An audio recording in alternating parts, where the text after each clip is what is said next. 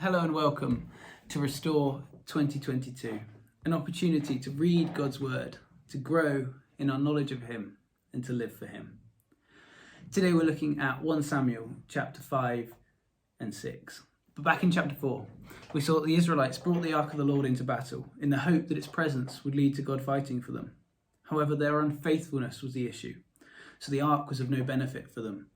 Doing the right things doesn't really mean anything if your heart is not right before God. And so God did not deliver them, and the ark was captured and is now in Ashdod, one of the 5 most significant Philistine cities.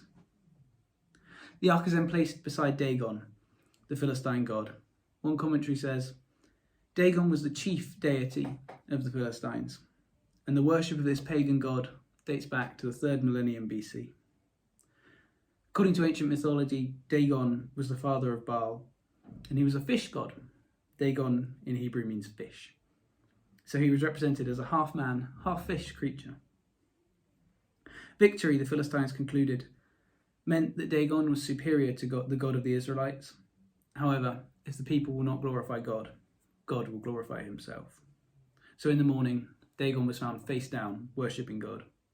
Next day, the same thing happened. Yet this time, only Dagon's body remained, and his hands and feet had been removed by the Lord. And as we saw in Judges 8, hands were removed after a battle to help count the dead. And the head was removed from a king or a champion to prove he was dead, as we'll see with Goliath. This shows Yahweh had conquered Dagon.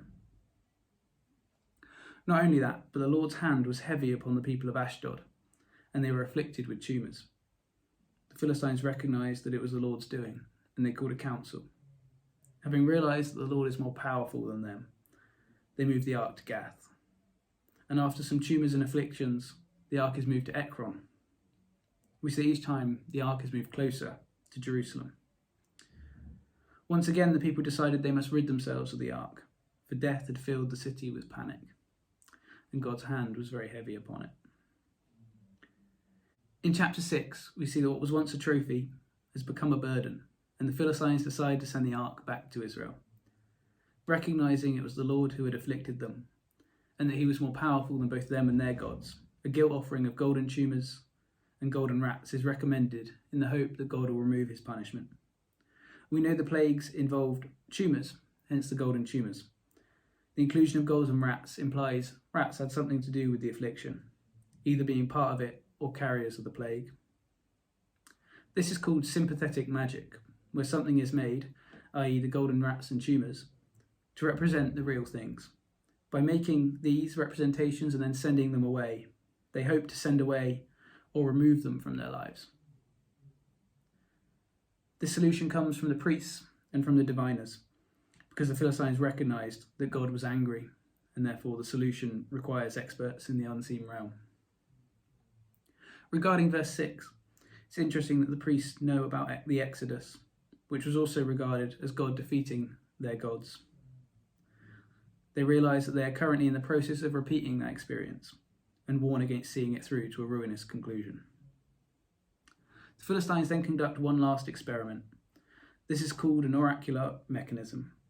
It refers to a setup by which a deity can clearly respond without ambiguity. Basically a yes or no answer to a question. To ensure it was the Lord, they took 2 female cows that had never been yoked, removed their calves from them and yoked them together to transport the ark. They then took the calves deeper into the Philistine territory and released the cows. They should have resisted the yoke, as they'd never been yoked, and they should have headed straight back to their calves, as any mother would, out of concern for their calves. However, it's said that they did not turn to the left or to the right. Instead, they headed straight for Beth Shemesh in Israel, confirming that it was the Lord who had afflicted the Philistines. And so the people of Beth Shemesh, delighted to see the ark, offered cows and burnt offerings. Now, in the strictest sense of the Mosaic law, this was forbidden, as they are not supposed to offer female animals, nor are they to make a burnt offering away from the tabernacle. But God looked at their hearts and overlooked this.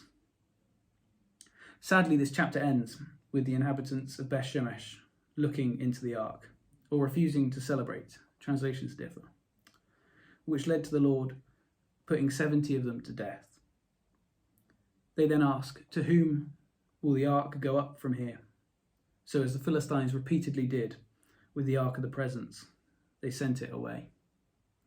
And so we see throughout these chapters that the power of God that is on display. The Israelites didn't recognize it, but he is still powerful and triumphant. And he is that powerful today, and you ought to reckon with that. Do you see the power of God in mighty ways in your life? Because he wants that. So turn to him and experience his power. Thank you.